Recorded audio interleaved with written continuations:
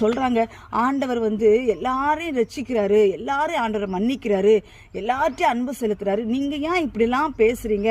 எப்பா பாரு உங்களுக்கு வேற வார்த்தையே இல்லையான்னுலாம் கேட்குறாங்க. கர்த்தருடைய பிள்ளைகளே, கர்த்தருடைய பிள்ளைகளுக்கு உலக பிரகாரமான மக்களை ஆண்டவர் மன்னிச்சு ஏற்றுக்கிட்டாரு.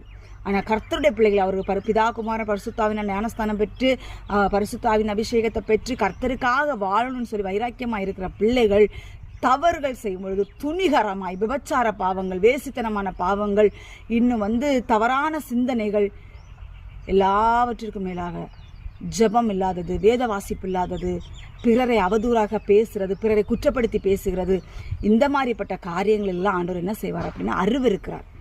நீ துணிகரமாய் பாவம் செய்யும் பொழுது ஆண்டவர் மன்னிப்பார். மன்னிப்போடு கூடிய தண்டனை உனக்கு வரும். ஒரு வசனம் இருக்கு, அவரிடத்தில் திரளான மன்னிப்புகள் உண்டு. அவரிடத்தில் திரளான மன்னிப்புகள் உண்டு. ஏன் அப்படி திரளான